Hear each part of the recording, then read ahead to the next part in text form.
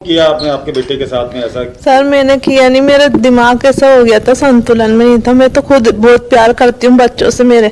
आप चाहे किससे ही पूछ लो मेरे बारे में, मेरा बीपी रहता है मेरे। क्यों परेशान थी बच्चे? सर मैं परेशान नहीं थी, मेरा दिमाग ऐसा संतुलन में नहीं था, इसलिए मेरे से ये हो गया। और मुझे खुद अफसोस है इस बात का कि मेरा आज से मुझे यकीन नहीं हो रहा। सर मुझे मेरा बच्चा चाहिए मुझे।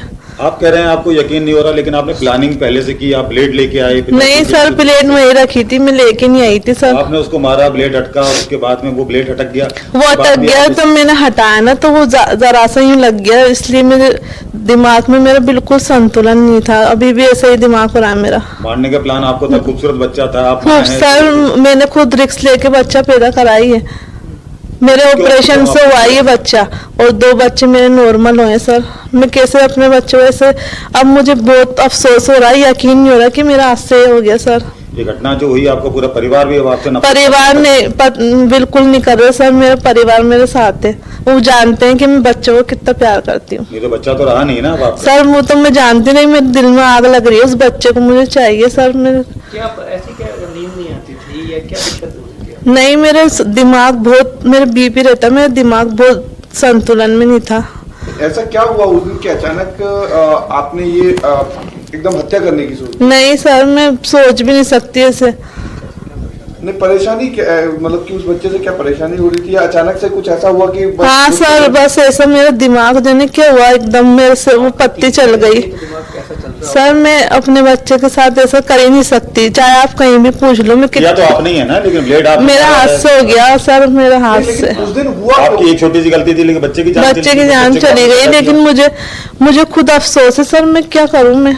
नहीं, लेकिन उस दिन अचानक से ऐसा क्या हुआ कि ऐसी स्थिति पैदा हो गई जो बच्चे को मारना? ऐसा कुछ भी नहीं, बस मेरा दिमाग गर्म हो गया, बहुत संतुलन में नहीं था, बहुत ज्यादा बीपी। बच्चा रो रहा था, चिल्ला रहा था, चुप नहीं हो रहा था? नहीं ऐसा तो कुछ भी नहीं था सर, पता ही नहीं सर, मैं खुद अफसोस में हूँ इस बात से। गला बच्चे का रहता सर, फिर मैं उसको देख के मैंने उसको सीने से लगाया, मेरे देवर को आवाज दी मैंने सर। आपने झूठ बोला फिर लोगों को? सर वो मेरे दिमाग ऐसा हो गया कि मैं क्या क्यों, मैं डर गई, मेरा पति मुझे छोड़ नहीं दे, मेरे ससुराल वाले मुझे छोड़ नहीं दे।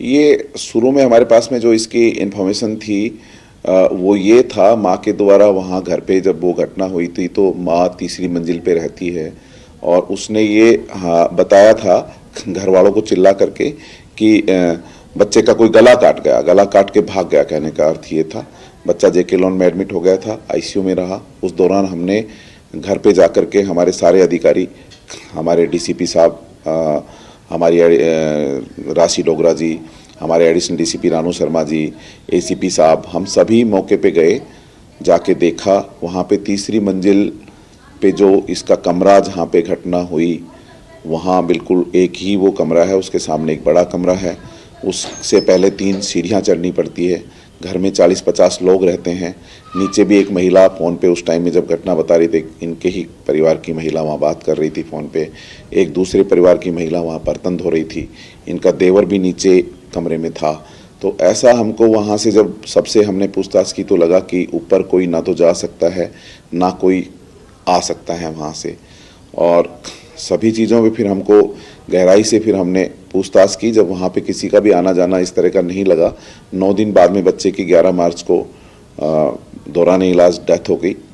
तो तब तक महिला वहाँ पे उसकी देख रेख में भी हॉस्पिटल में जेके लॉन में थी।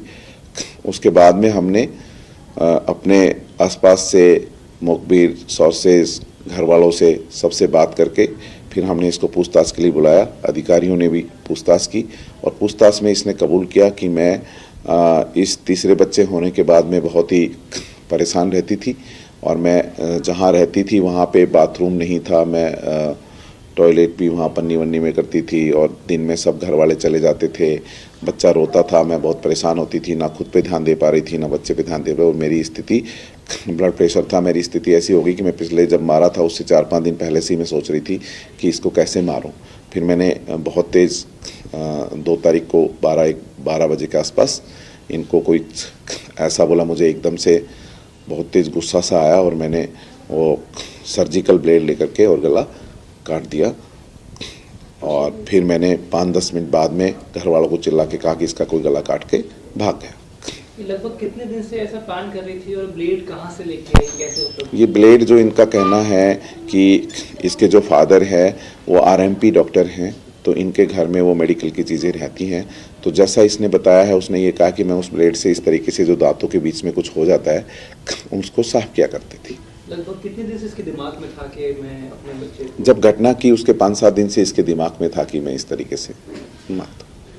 आमतौर पर ऐसी घटना होती है वैसा, तो कभी भी ऐसा शक नहीं आता है कि बच्चे की हत्या उसकी माँ ने की हो। ऐसा कौन सा क्लू मिला जिससे आपको ये लगा कि ये जो हत्या इसकी माँ ने की है? ये बिल्कुल जहाँ घटना स्थल है उसको हमने बार बार देखा और घटना स्थल पे किसी दूसरे आदमी का जाना आना कतई सामने नहीं आया। बिल्कुल भी जिस घर में 40-50 आदमी रह रहे हैं वहाँ आदमी का किसी का इस तरीके से वहाँ पहुँचना करना कहीं से भी प्रूव नहीं हो रहा था। और फिर प्लस इसकी बातें करना, घर वालों के साथ इस तरह बातें करना कि इसको वापस ले लो, इससे फिर हमने इस पे शक होने के बाद में